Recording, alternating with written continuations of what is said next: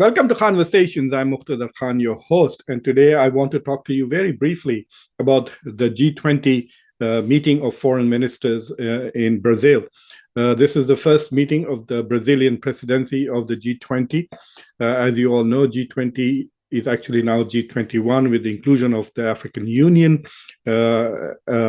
while India was the president of G20 last year. So now in the G20, you have 19 of the world's major economies, European Union and African Union represented. And G20 makes some of the major policies with regards to global governance. Initially, it was focused on financial crises and dealing with financial and economic issues. Now, increasingly, it has become a venue where countries from the East and the West, where G7 versus BRICS compete, combat, debate global geopolitics, geoeconomics, and other issues.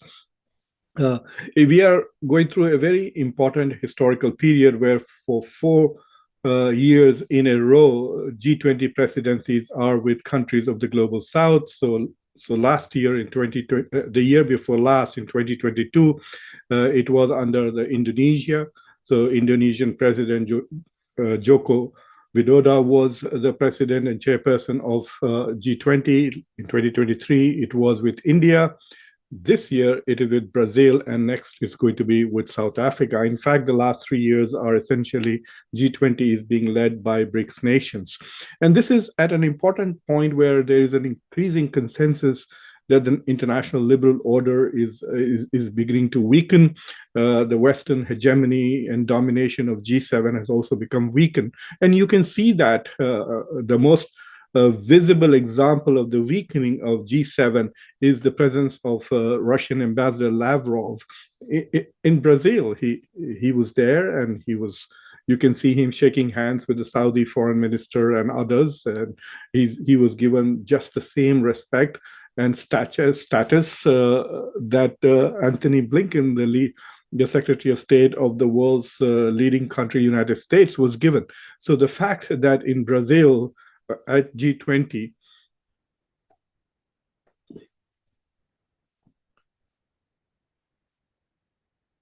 in Brazil during the G20 summit, the fact that both Lavrov and Blinken were given the same status was palpable. It showed the inability of Western countries to completely isolate Russia from the international community. And so Russia continues to play a role in the governing, in global governance, not only in G20, but also in the UN Security Council.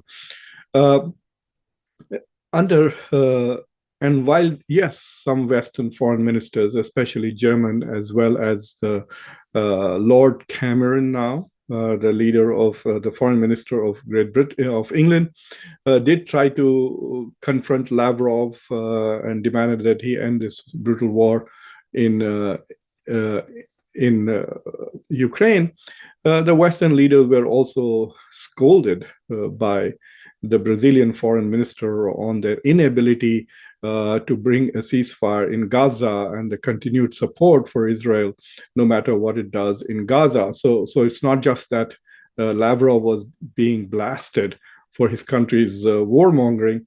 It was also Western countries that were being criticized and embarrassed for their support of the brutal war, which has led to the death of 30,000 plus Gazans, and not only that, but the starvation, the devastation of the entire strip. So it is becoming an important forum, and I think in many ways the G20 summit has become more important than some of the UN events because of the weakening of the United Nations and including the Security Council, given their inability to deal with global crisis.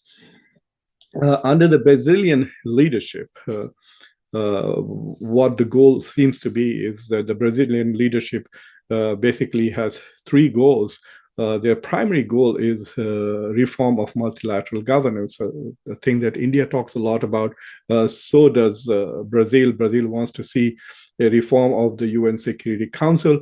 Their immediate proposal really is essentially an attempt to limit the use of veto power by the veto exercising nations, but it also is interested in expansion of the Security Council and inclusion of more voices.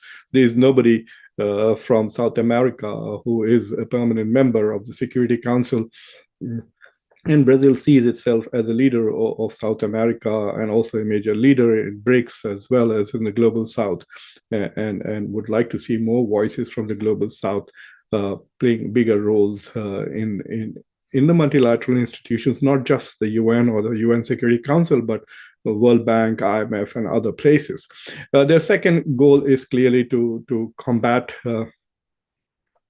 poverty and inclusion, etc. So, but it appears that Brazil is primarily focused, at least for the moment, on reform of multilateral governance, because they feel that all the wars that we see around the world are indicative of the fact that the global order and institutions of global governance have failed utterly.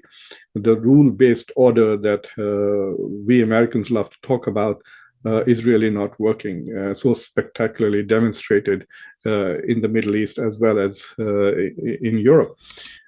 So this forum is getting more and more attention, clearly. And one of the surprising things at this event was the absence of the Chinese foreign minister and Indian foreign minister.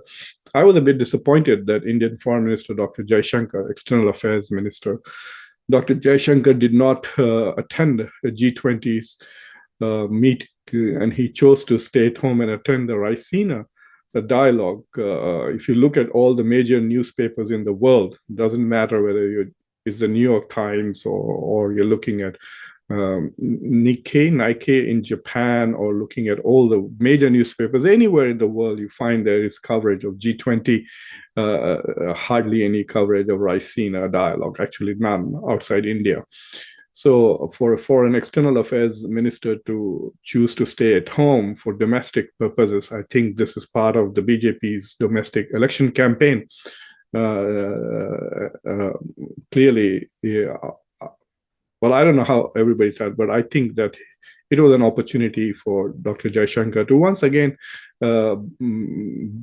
bring a spotlight on India and India's emerging role in global governance. And given the fact that India is one of the bigger players in demanding that there should be UN security reform, that was the panel, even at Raisina dialogue, that Dr. Jaishankar was talking about.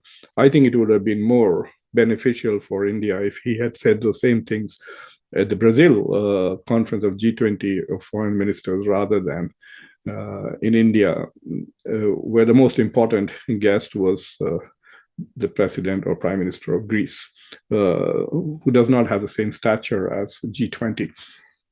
But perhaps in September, I think Brazil is planning another event of foreign ministers meeting at the UN, and he will get another chance to talk about it. So that is the brief comment that I wanted to make about it. That the highlights of the G20 Foreign Ministers Conference was that there is still a huge division between G7 and BRICS, between Western countries and the rest of the world on the issue of Russia. The West seems to be obsessed with only two things: Ukraine security and Gaza and Israeli security. And the rest of the world has all other problems of poverty, of connectivity, of climate change, and they are more focused on dealing with all the other issues. So that was clearly apparent that there is a fundamental divide now between the West and the rest.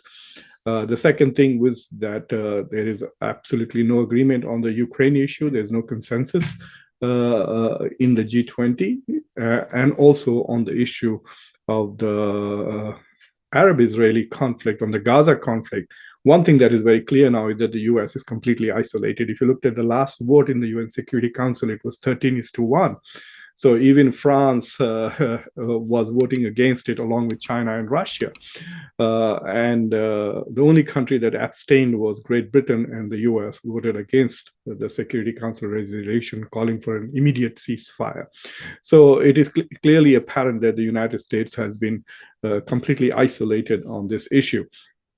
The US is more isolated on the war in Gaza than Russia is isolated in the war in Ukraine. So that was something that should worry American policymakers, American public opinion leaders. They need to pay attention to this complete isolation of the United States, reduction of the US credibility, as well as the undermining of the rule-based order that Biden loves to talk about all the time.